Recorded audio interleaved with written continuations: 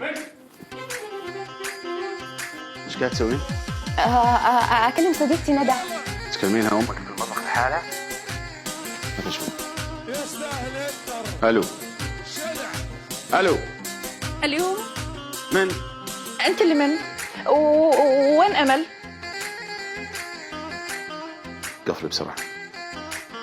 الو، ندى اكلمك بعدين. ايه خلاص اوكي يلا باي.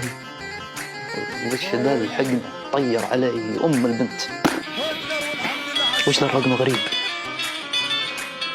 والله لا يكون هو.